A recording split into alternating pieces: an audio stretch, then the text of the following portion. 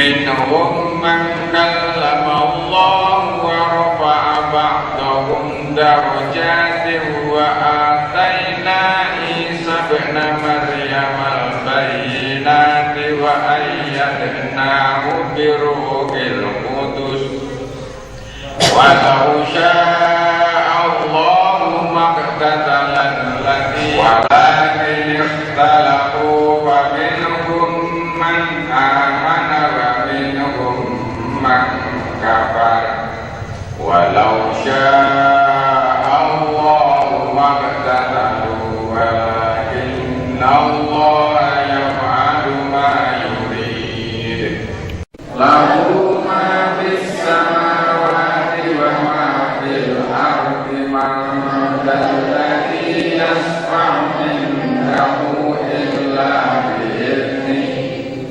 ya'lamu ma baina aydihim wa ma khalfahum wa la yuhituna bi shay'in min ilmihi illa bima sha'a wasi'a kursiyyuhus samawati wal ardi wa la ya'uduhu hifdhuhuma wa huwal 'aliyyul 'azim la ikraha fid-din qad tabayyana ar-rushdu minal ghayyi faman yakfur bit-taghuti wa yu'min billahi faqad istamsaka bil-'urwatil wuthqa la infisama laha wallahu sami'un 'alim. Alhamdulillah, kita sudah mengenal syahadat sejak kita masih kanak-kanak dulu. Asyhadu alla ilaha illallah atau la ilaha illallah. Ilah, al-ilahu. Apa sih ilah itu sebetulnya? La ilaha, tidak ada ilah. Asyhadu alla ilaha, tidak ada ilah illallah, kecuali hanya Allah.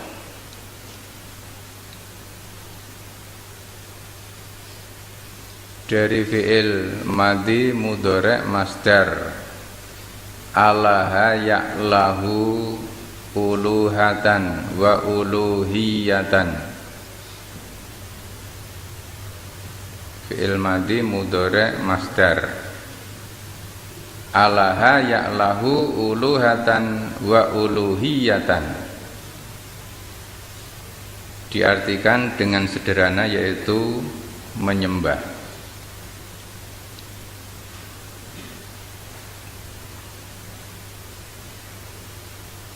Kemudian ketika kita cari arti di kamus, ta'allaha soro ilahan.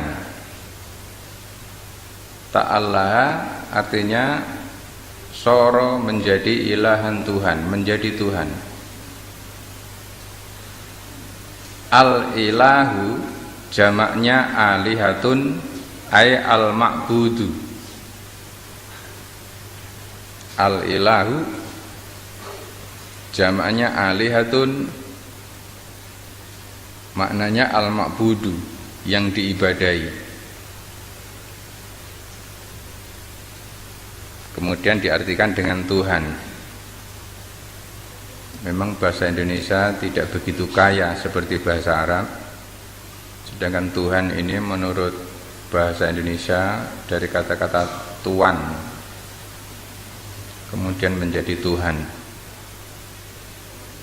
Al-alihatu bimakna al-asnamu, berhala. Al-alihatu bimakna al-asnamu.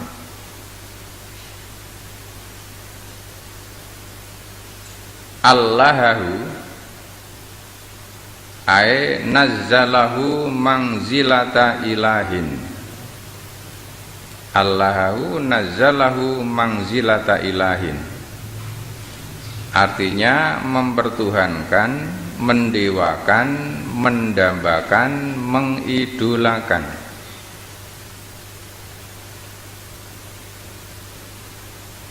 Mempertuhankan, Allah mendewakan, Allah mendewakan, mendambakan, mengidolakan.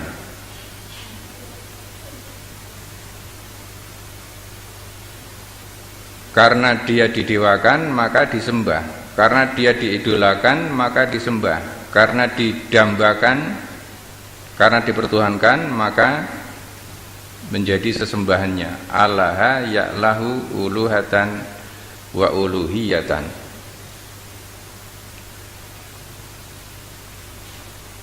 Ini untuk memperbaiki akidah kita, untuk memperbaiki syahadat kita.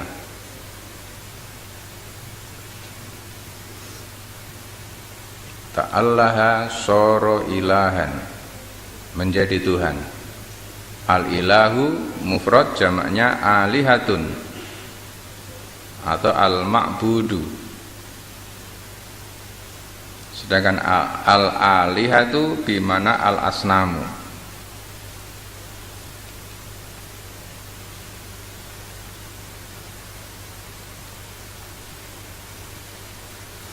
Kata-kata Allah ini aslinya adalah al-lahu. Kalau dipisah-pisah al-lahu, kemudian lamnya digandeng, kemudian diganti dengan syaddah menjadi Allahu. Allahu, karena lam ini lam jalalah, ketika sebelumnya ada harokat fathah maka dibaca tafkhim, ada tafkhim, ada tarkik. Kalau sebelum lam jalalah hurufnya fathah atau dhammah dibaca tebal, tafkhim. Allahu, bukan Allahu.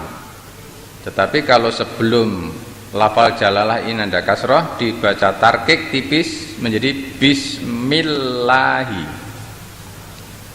Bukan bismillahi tapi bismillahi. Tapi kalau Allahu bukan Allahu. Bukan Allahu tetapi Allahu. Bismillahi bukan bismillahi. Itu tafkhim dan tarkik, tebal dan tipis. Ini kalau kita urai al-lahu. Jadi kata Allah ya'lahu tadi, Allah ya'lahu uluhatan wa uluhiyatan, sehingga la ilaha illallah,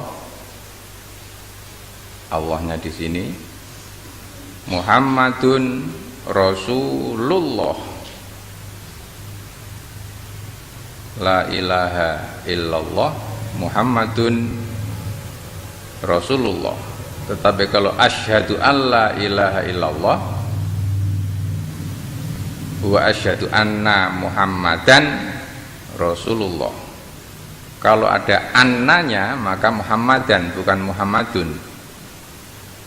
Asyhadu alla ilaha illallah wa asyhadu anna Muhammadan Rasulullah. Tapi kalau la ilaha illallah Muhammadun Rasulullah, bukan Rasulullah, bukan Muhammadun Rasulullah, tapi Rasulullah.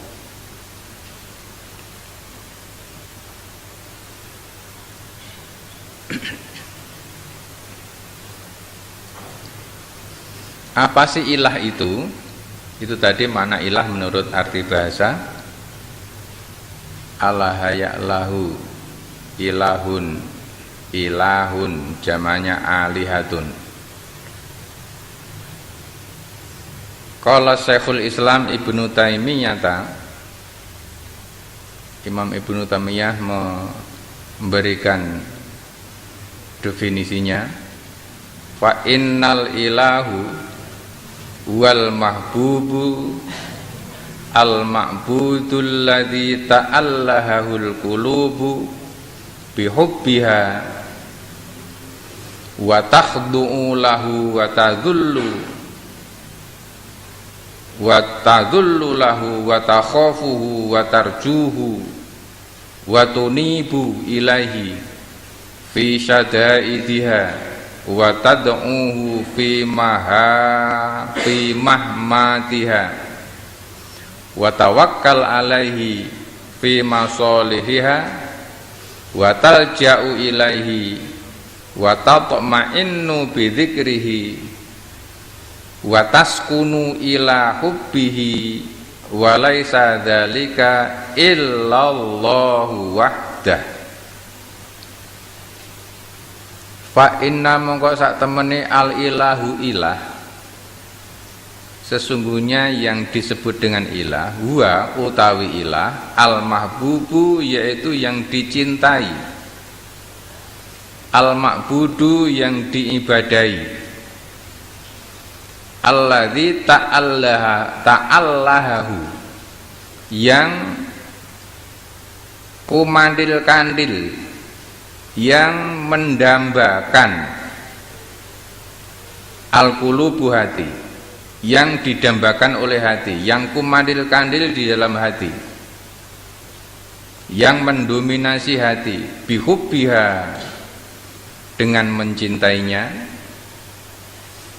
wa takhdu'u dan khudu' lahu kepadanya, wa tadhullu dan merendahkan diri lahu kepadanya, wa takhafuhu dan yang ditakuti oleh hati, wa tarjuhu dan yang diharapkan menjadi harapannya, wa tunibu dan yang hati kembali ilahi kepadanya, tempat kembalinya hati kepadanya, fi syadaidiha di dalam keadaan yang genting, yang penting, wa tad'uhu dan yang hati memanggilnya, berdoa kepadanya, fi mahmadiha ketika menghadapi masalah-masalah yang penting, wa tawakkalu dan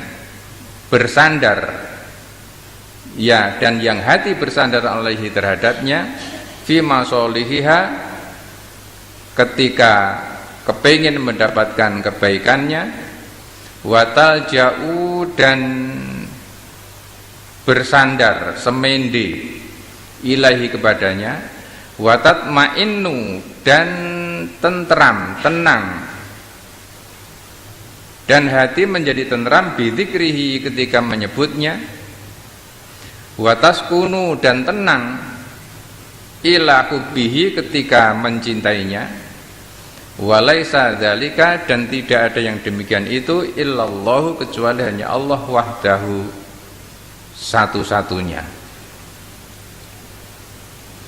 Ilah adalah yang dicintai, yang disembah, yang semua hati cenderung kepadanya, yang semua hati takut dan merendahkan kepadanya, yang semua hati takut dan berharap kepadanya, yang semua hati kembali kepadanya pada saat bahaya, kemudian yang semua hati berdoa kepadanya dalam perkara-perkara besarnya, bertawakal kepadanya untuk kebaikan dirinya, bernaung kepadanya dan tenang dengan mengingatnya, serta damai dengan cintanya. Itulah ilah yang mendominasi hati, yang menjadi dambaan hati, yang menjadi idola bagi hati. Menjadi dambaan, menjadi idola, menjadi gantungan, menjadi tujuan, menjadi harapan yang dicintai, yang disembah, yang ditakuti, yang menjadi tumpuan harapannya, yang menjadi tempat kembali ketika berbahaya, yang menjadi tempat memohon ketika membutuhkan, yang menjadi tempat bersandar, yang menjadi tempat bernaung, kemudian yang hati merasa tenang dan tentram ketika mengingatnya dan damai ketika mencintainya. Walaisa, dan tidak ada dzalika yang demikian itu illallah, kecuali hanya Allah saja. Ini menurut Imam Ibnu Taimiyah, Syekhul Islam. Sedangkan menurut Imam Ibnul Qayyim, Imam Ibnul Qayyim ini muridnya Ibnu Taimiyah, al-ilahu, ilah, huwa adalah alladzi ta'allahul qulubu, yang hati mendambakannya, mahabbatan wa ijlalatan wa inabatan wa ikraman wa ta'ziman wa dhillan wa khudu'an wa khaufan wa roja'an wa tawakkulan. Ilah adalah yang semua hati bergantung kepadanya, yang semua hati mencintainya, mengagungkannya, inabah kembali kepadanya, memuliakannya, menyatakan kemahabesarannya, tunduk kepadanya, merendahkan diri kepadanya, ilah, takut kepadanya, berharap kepadanya, dan bertawakal kepadanya. Jadi yang mendominasi hati, yang menjadi gegantilaning ati, yang ditakuti, yang didambakan, yang diharapkan, yang menjadi tujuannya, yang menjadi tempat kembali, tempat memohon, tempat berlindung, tempat bergantung, segala-galanya. Itulah ilah. Dan yang semuanya itu tidak boleh hati mengalamatkannya illallah, kecuali hanya kepada Allah. Itulah la ilaha illallah. Oleh karena itu Bapak Ibu yang saya hormati, ketika hati kita sudah didominasi oleh selain Allah, ketika itu hati kita telah mengingkari dirinya sendiri. Artinya dia sudah melakukan perbuatan kemusyrikan. Ketika yang digantungi, yang dicintai itu selain Allah, maka ketika itu adalah berubah, yang ilah tadi adalah Allah, berubah menjadi berhala. Ketika yang disembah selain Allah, maka yang disembah adalah berhala. Ketika yang ditakuti selain Allah, maka yang ditakuti adalah berhala. Artinya ketika orang mengalamatkan takutnya kepada selain Allah, selain Allah itu adalah berhala. Masalahnya berhalanya itu siapa? Yang selain Allah itu. Nah, yang selain Allah adalah apa saja selain Allah. Ketika yang didambakan itu adalah suami, maka dia sedang menuhankan suaminya. Ketika yang didambakan, yang ditakuti, yang dipuja, yang diharapkan, yang digantungi adalah istri, ketika itu sedang syirik kepada Allah, Allahnya diganti dengan istri. Ketika anak yang didambakan, yang diharapkan, yang dielu-elukan, yang menjadi dambaan masa depan, ketika itu Allahnya sudah berpindah menjadi anaknya itu yang menjadi ilahnya. Ilahnya bukan Allah tetapi anaknya. Ketika yang didambakan, yang digandrungi, yang dipuja-puja, yang dicintai, yang difikirkan siang malam itu uang, maka ilahnya bukan Allah tetapi uang. Ketika itu orang sudah berbuat syirik. Ketika yang didambakan, yang digandrungi, yang diharapkan, yang dicintai, yang mendominasi pikirannya adalah pangkat jabatan, maka dia ilahnya adalah pangkat dan jabatan, bukan Allah. Ketika itu la ilaha illallah, syahadatnya sudah batal. Bapak Ibu yang saya hormati, ketika kita kecil dulu, ketika sekolah di madrasah, ketika Pak Guru, Bu Guru menerangkan bahwa orang musyrik adalah orang yang menyembah berhala. Apa berhala itu? Berhala itu adalah reco waktu itu. Reco itu patung, kayu, batu yang dipahat kemudian disembah. Waktu itu. Ternyata berhala adalah ilah yang selain Allah.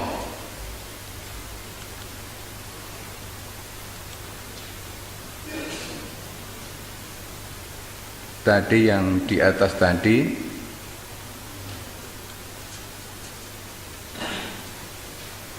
al-alihatu ay al-asnam, berhala. Wasanun jamaknya ausanun. Kemudian ada sonamun, jamaknya asnamun.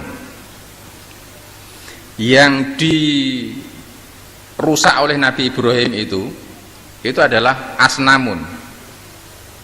Sonamun jamaknya asnamun. Wasanun jamaknya ausanun. Suratnya 29 ayat 17 Al-Ankabut surat 17. Kita buka. Bismillahirrahmanirrahim. Innama ta'buduna min dunillahi awsanan wa takhluquna ifkan. Innal ladzina ta'buduna min dunillahi la yamlikuna lakum rizqan fabtaghu indallahi rizq wa'buduhu washkuru lahu ilaihi turja'un. Innama sak temene barang tak buduna sing sira sembah min dunillahi sak liyane Allah ausanan ya kuwi reca brahala. Semua yang didambakan, yang diharapkan, yang dicintai, yang mendominasi hatinya, yang kumandil-kandil di dalam hatinya selain Allah, itulah berhala, itulah wasan. Ketika kita kecil dulu bayangannya berhala itu ya sing disembah itu yang bisa kita lihat. Oleh karena itu yang nama syirik itu luar biasa mudahnya Bapak Ibu. Perbuatan yang paling dibenci oleh Allah, yang tidak terampun, ternyata paling mudah sekali untuk dilakukan. Dan ketika orang itu sudah berbuat musyrik, maka faqad dhalla dhalalan ba'ida. Dia sudah tersesat dengan sesatan yang sangat jauh. Sudah tersesat jalan hidupnya dengan kesesatan yang sangat jauh dari siratal mustaqim. Sesuatu yang kamu ibadahi, yang kamu dambakan, yang kamu cintai, yang kamu menjadikan tujuan hidupmu selain Allah, itulah berhala ausanan. Ini yang surat 17, yang surat 25 sama-sama Al-Ankabut. Wa qala lan ngendika sapa Nabi Ibrahim, innama sa'tone barang ittakhadtum kang kok dadekake min dunillahi sak siliyane Allah ausanan wilah reca berhala. Mawaddata bainikum fil hayati dunya, yang dengan berhala itu kamu saling mencintai di dalam kehidupan dunia. Kamu saling mencintai, saling gotong royong, saling memuja, saling nyobyo-nyobyo, urunan gotong royong untuk menyembah, untuk mengibadahi berhala itu. Bisa berwujud uang, bisa berwujud popularitas, bisa berwujud kedudukan dan sebagainya.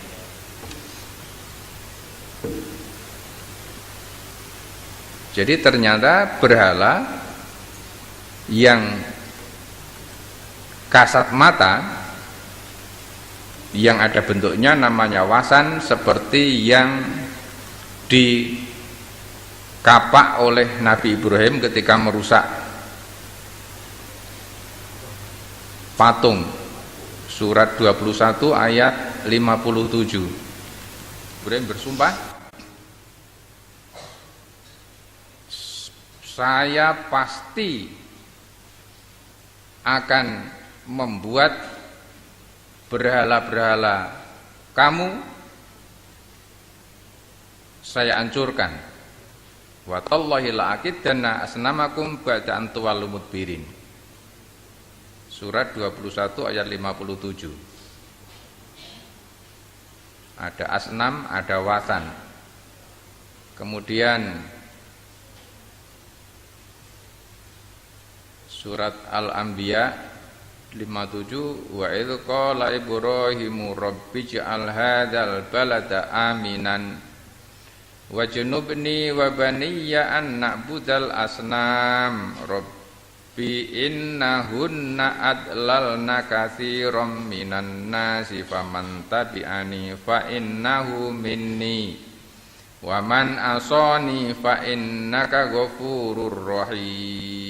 Surat Ibrahim surat 14. Yang ini surat Al-Anbiya surat 21, yang ini surat Ibrahim surat nomor 14. Wa idz qala Ibrahim, lan nalikane Nabi Ibrahim ngendika, nalikane Nabi Ibrahim donga, Rabbi duh Allah, ij'al mugi paduka ndadosaken hadzal balada, negeri menika, aminan negeri ingkang aman, ingkang tentrem. Wajnubni lan mugi paduka nebihaken dumateng kawula wa baniya lan anak putu kula ya Allah, anak budal asnam, saking nyembah berhala. Rabbi duh Allah, innahunna saestu berhala menika adlalna nyasaraken katsiron minan nasi dumateng menungso ingkang kathah. Banyak orang yang disesatkan oleh berhala ya Allah, yang tersesat oleh berhala. Paman tabi'ani, monggo sapa wonge tabi'ani sing itibak marang panjenengan ingsun, wa innahu minni, monggo sak temene dhewekne termasuk golongan ingsun. Wa man asani, lan sapa wonge sing maksiat mbangkang marang ingsun, fa innaka saestu paduka ya Allah ghafurun, zat ingkang kathah pangapuntenipun, rahimun, zat ingkang ageng tresnanipun. Ini cita-cita Nabi Ibrahim agar anak cucunya dan dirinya dijauhkan dari menyembah berhala. Menyembah berarti mendambakan, takut, mengharap, mengidolakan, menjadikan tujuan hidup, difikirkan siang malam. Nah, ketika semuanya itu selain Allah, itulah berhala. Siapa selain Allah bisa berwujud kekayaan, bisa berwujud kedudukan, bisa berwujud pasangan hidup, bisa berwujud anak, bisa berwujud perhiasan,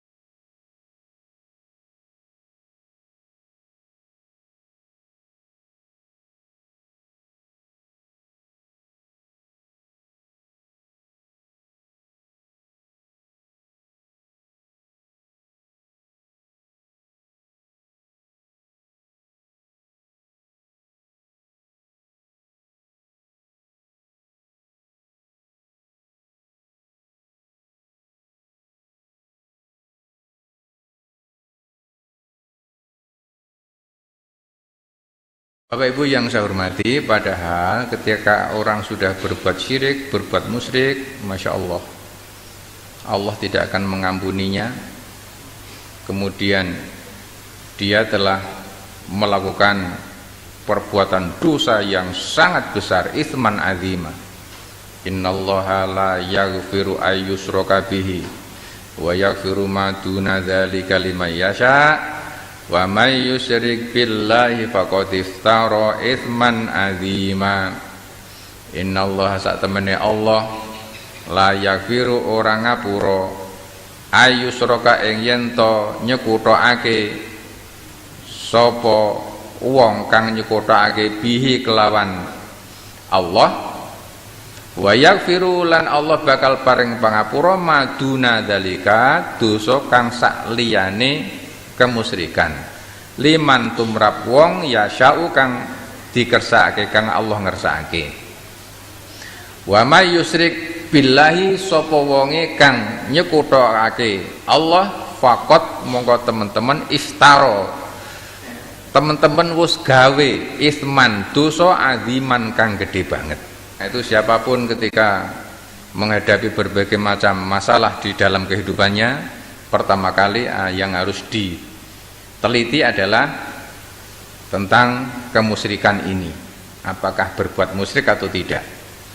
Untuk mengetahui berbuat musyrik atau tidak harus mengerti ilmunya, karena tidak bisa hanya dikira-kira saja.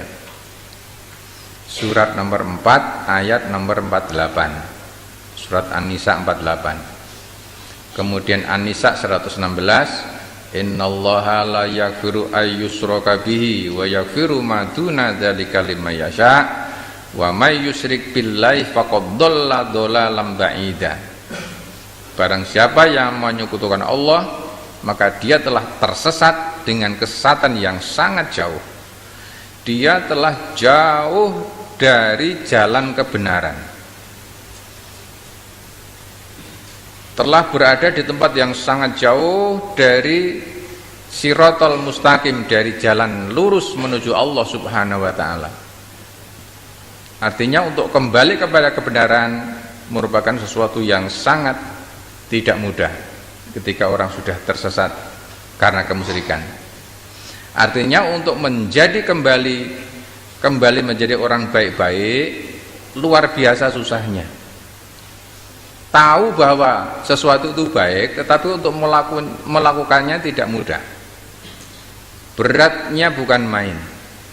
Itu orang yang dhalalan ba'ida, tersesat dengan kesesatan yang sangat jauh dari kebenaran. Meskipun setiap hari mendengarkan nasihat, mendengarkan tausiah, tetapi hatinya tertutup, tidak bisa melakukannya.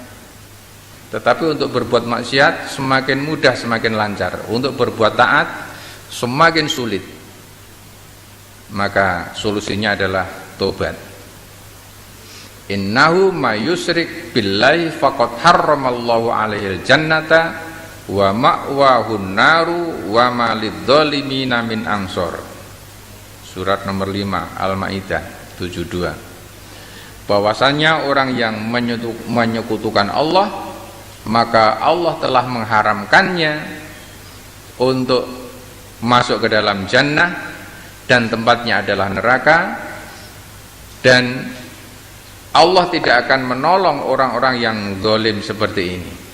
Wa malan ora ana lidzalimina kedue wong kang zalim min angsor sangka wong kang iso paring pitulungan. Dia tidak akan mendapatkan pertolongan dari Allah Subhanahu wa ta'ala ketika sudah berbuat syirik. Artinya ketika kehidupan duniawinya kelihatannya lancar, mbutgane lancar, rizkine lumintu, tetapi rizki itulah yang semakin menjauhkan dirinya kepada Allah. Tidak akan mendapatkan pertolongan dari Allah. Semakin tinggi jabatannya, semakin gampang maksiat dan susah beribadah. Semakin jauh dari kebenaran. Pikirannya tidak cenderung kepada yang baik-baik. Perasaannya selalu negatif, pikirannya yang dipikir yang aneh-aneh, kemudian cita-citanya juga yang aneh-aneh, untuk mengeluarkan harta bendanya juga untuk hal-hal yang maksiat. Itu orang yang tersesat, itu orang yang tidak mendapatkan pertolongan dari Allah Subhanahu wa taala. Mungkin toto lahir duniawiya, mereka orang-orang seperti ini adalah dalam serba kecukupan, serba mewah. Ilmunya mungkin juga tinggi, sekolahnya lancar, budganya lancar, rezekinya juga lancar. Tetapi justru dengan apa yang dicapai itu semakin jauh dari barokah Allah, semakin susah untuk berbuat kebaikan, tetapi semakin mudah untuk berbuat maksiat, semakin lancar untuk membuat hal-hal yang memusuhi Allah dan memusuhi Rasulnya dan memusuhi agama Islam. Ini memerlukan kepekaan hati, sehingga hati kita ketika dibuka oleh Allah dengan, disinari oleh Allah dengan hidayahnya tadi, doa yang kita baca, kita bisa melihat, bisa merasakan, dan bisa membandingkan. Maka nalil musyrikina ayya'muru masajidallah syahidina ala anfusihim bil kufri ulaika habitat amaluhum finnari hum fiha wa finnari hum khalidun. Surat At-Taubah ayat 17. Tidak sepatutnya orang musyrik itu memakmurkan masjid. Tidak sepatutnya orang-orang musyrik itu membangun masjid.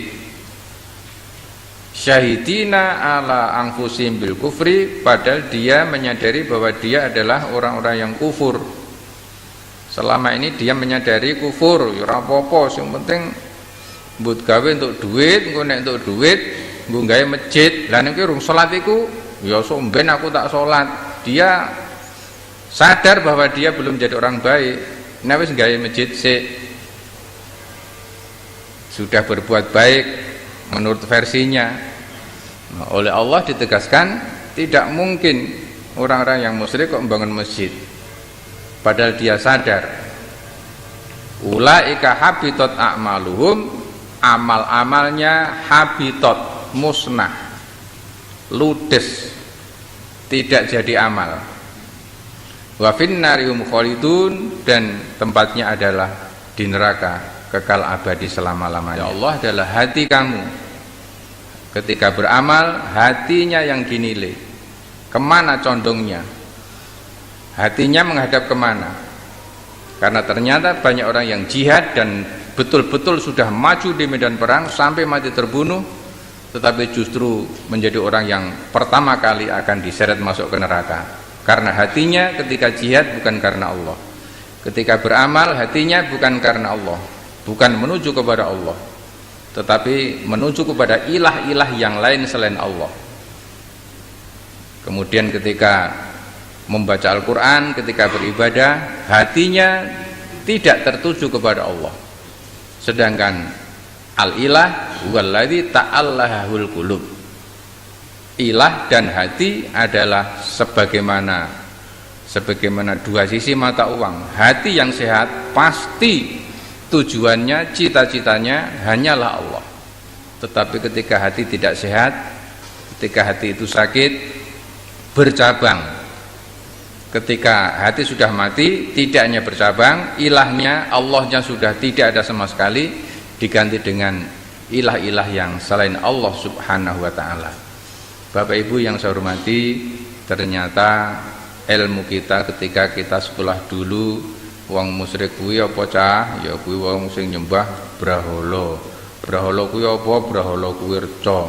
Ternyata berhala adalah bisa berwujud uang, bisa berwujud suami, bisa berwujud istri, bisa berwujud anak, jabatan, pangkat, mobil, pekerjaan. Ketika orang sudah hatinya dipenuhi oleh pekerjaan, bahwa pekerjaan inilah yang nanti akan menghidupi dirinya, perusahaan inilah nanti yang akan menghidupi anak istrinya, ketika itu orang sudah berbuat syirik, amalnya hapus semuanya, sholatnya, saumnya, sedekahnya, hajinya, semuanya musnah. dimusnahkan oleh kemusyrikan. Bapak Ibu, untuk membangun masjid ini perlu waktu yang lama. Untuk membangun masjid perlu waktu yang lama. Untuk menjadi orang seperti panjenengan perlu belajar yang lama. Tetapi untuk menghancurkan masjid ini perlu waktu berapa lama Bapak Ibu? Seminggu? Itulah musyrik. Amal kita yang kita bangun sejak kecil, begitu musyrik langsung musnah, hancur sekaligus. Sebagaimana masjid ini, membangun masjid ini lama sekali, bisa berbulan-bulan. Tetapi untuk menghancurkan dalam hitungan menit atau mungkin jam dengan alat bulldozer yang paling dahsyat. Bulldozer yang paling dahsyat itu namanya musyrik. Ketika untuk menghancurkan amal seseorang, amalnya ludes, hapus sama sekali. Masya Allah, luar biasa. Bapak Ibu, demikian waktunya sudah sampai. Laporan infak